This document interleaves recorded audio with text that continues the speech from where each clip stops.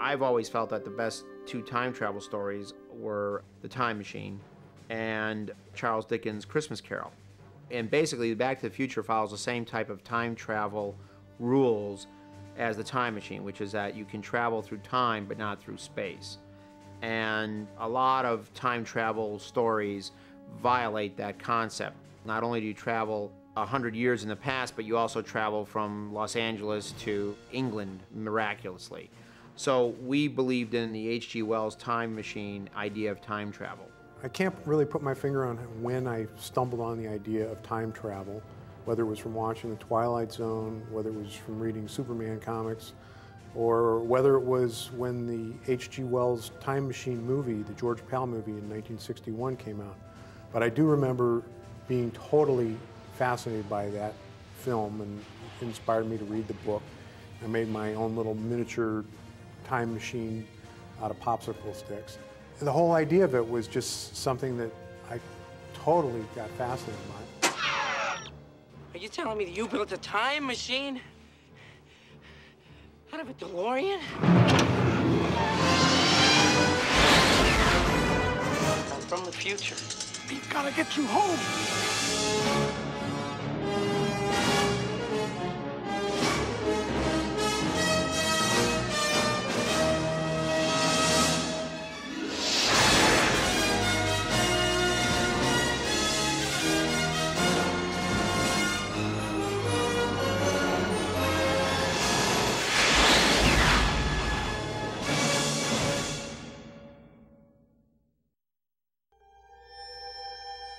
As I remember, the idea for Back to the Future came about with, and who knows where these ideas really come from, but it was like the notion that Bob Gale had of what it would be like to see your parents as kids when you were the same age as they were. You're my mom. My name is Lorraine. Lorraine Bates. I was back in St. Louis, Missouri, visiting my parents, and searching around in the basement, I stumbled upon my father's high school yearbook. And I'm thumbing through it, and I discovered that my father was the president of his graduating class. I didn't know this, and I thought about the president of my graduating class as somebody I had nothing to do with. So I thought, gee, if I went to high school with my dad, would I have been friends with him? So that was the idea that I came back to Los Angeles, and I said, Bob, what if you could go to high school with your parents? What would that be like? What are you writing? Stories. Science fiction stories about, visitors coming down to Earth from other planets. Get out of town. I didn't know you did anything creative. The idea that every adult was once a kid really had never been done before as a movie. This was an idea, an original idea that we'd never seen dealt with before. The time period that we selected was purely mathematical. Action! It was an 80s kid who had to go and find his parents at his same age, so that put us immediately into the 50s. And that was also the time when the birth of the teenager happened anyway, and teenagers in America were given power by the media, power to buy things. They became an economic power. So that worked out well for us. I'm from the future. I came here in a time machine that you invented. When we sat down to write the first script and we said, we need a time machine, where does a time machine come from? The time machine has to be invented in somebody's garage. The archetype American inventor that does stuff like this in his garage, it's Doc Brown. I was standing on the edge of my toilet, hanging a clock. The porcelain was wet. I slipped, hit my head on the edge of the sink, and when I came to, I had a revelation, a vision, a picture in my head, a picture of this. This is what makes time travel possible. Flux capacitor. Where did he come from? We kind of had an idea that he probably worked on the Manhattan Project. In fact, with the nuclear aspect of it, we were pretty sure that that was the case. But he went off on his own, and he had these weird ideas about flux capacitors and so forth. The very first idea of the time machine was that it was a chamber of some sort. Yeah, I guess we had it built into an old refrigerator. But it became very apparent that if you were going to really build a time machine, it should be a vehicle. And probably it should be a tracked vehicle, kind of like a tank. Because if you're going to travel to times when there were no paved roads, you'd have to be able to get around. But we decided to use the DeLorean automobile because of this joke that we had in the movie. When the time machine arrives in the past, the people who live in the farmhouse think that it's an alien spaceship. Looks like an airplane without wings. That ain't no airplane. Look.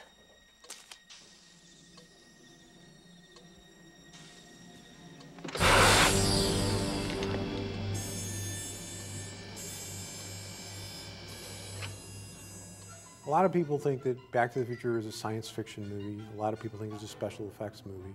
The fact is that there are only 31 or 32 special effects shots in the entire film. In discussing with our special effects people and our artists about what was time travel going to look like, we started coming up with, and they started coming up with all kinds of ideas. What is the space-time continuum going to look like when Marty's in the DeLorean? And all kinds of great big visual eye candy. And at a certain point, Bob and I looked at each other and said, you know, that's all bogus. We don't need any of that stuff. Time travel should be instantaneous. This is a story about people. It's not a story about hardware. The hardware is just what we use to make it believable. Mark Twain had the Connecticut Yankee get hit over the head and wake up in King Arthur's time. There's other stories where somebody wishes that they were in the past. And none of these things were interesting to us. We felt that if it was a machine that did it, then it was more believable than if it was a wish, because we know that machines can do stuff, and we don't have any example of somebody wishing for something as crazy as this and ever having it come true. So the machine is just a way to make the idea of time travel believable. The way I see it, if you're gonna build a time machine into a car, why not do it with some style? Besides, the stainless steel construction made the flux dispersal. Look out!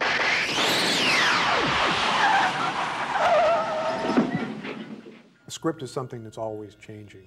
And what seems like a great idea one day, you might wake up and think it's not such a good idea the next day. Or more likely, you have a great idea, and then the next day or the next week you come up with an even better idea. 1.21 gigawatts! Tom, how am I going to generate that kind of power? It can't be done, can it? We had this idea for a nuclear explosion actually being the element that was required to bring Marty back from 1955 to 1985, and we had him go into Nevada to this nuclear test site.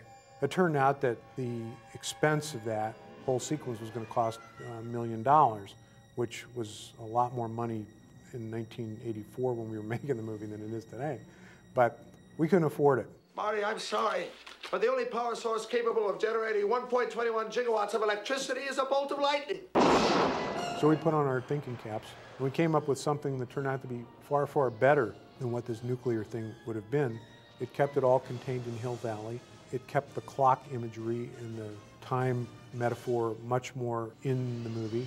And it was a vastly better sequence than that nuclear test site could have been.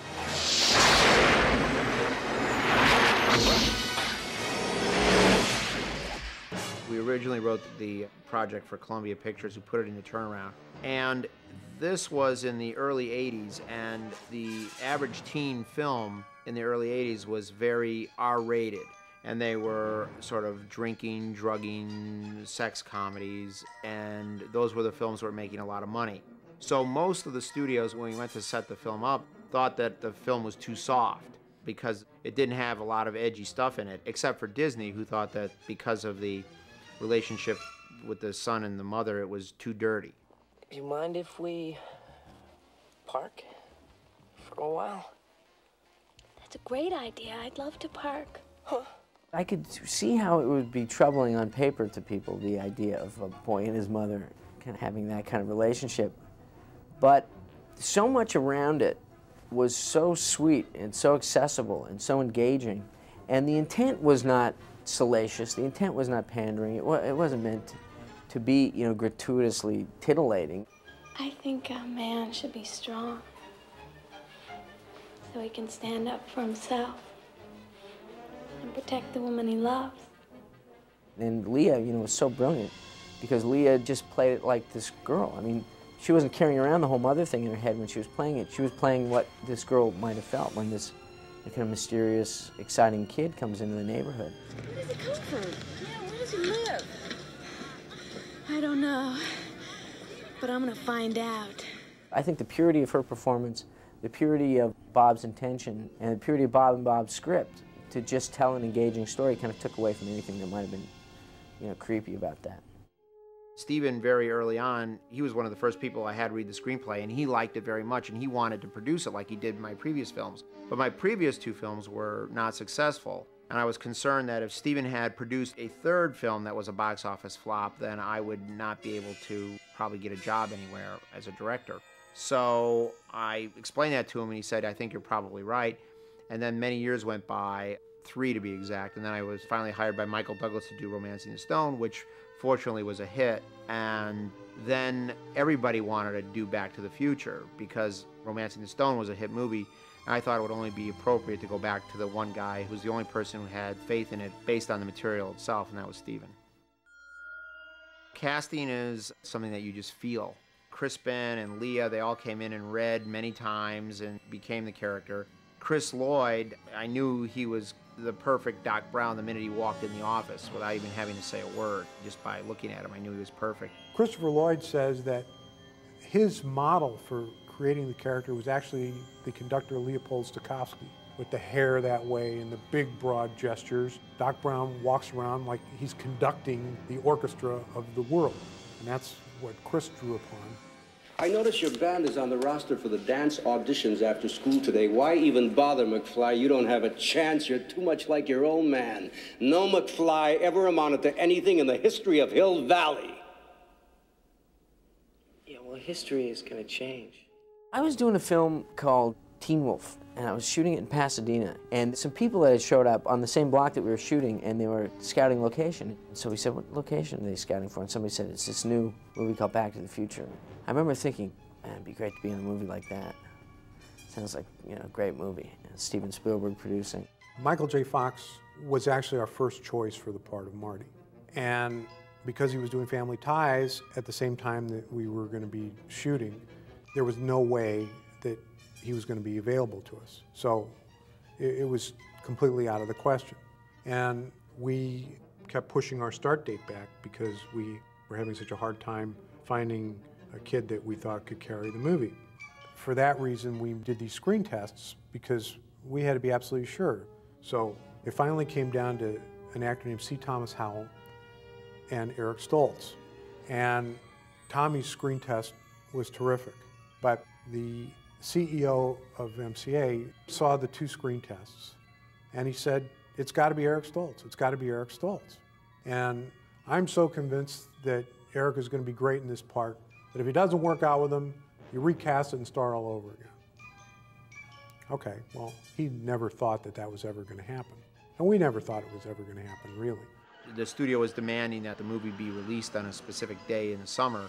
So we cast Eric Stoltz in the lead part for Back to the Future, and this was a miscalculation on my part. I mean, Eric is a fabulous actor, and he was doing great work, and it just, for some reason, to me, didn't feel like it was the right type of performance for the type of humor that I was trying to go for in the film. So I had to do a very painful thing and replace Eric with Michael J. Fox. Michael read the script, he went nuts for it. And his attitude was, hey, I don't need any sleep. I'll do whatever I can to be in this movie. And about a week later, I was in a parking lot in Pomona, freezing cold, about 2 in the morning, doing the stuff with the DeLorean and the dock. There was no preparation for me at all. I just all of a sudden was on board. I was doing Family Ties and Back to the Future at the same time, so I was getting about an hour, 2 hours sleep every day. All right, okay, McFly. Get a grip on yourself. It's all a dream. It's just a very intense dream. So it was really grueling, and it was exhausting, and it took its toll, physically and even emotionally to an extent, because I just didn't know where I was a lot of times. It was my whole life. Every waking moment was about work, but I was 22, 23 years old. It was my dream to be in the film and television business. I didn't know I'd be in them simultaneously. It was just this weird ride that somehow I got on, and I was glad I did.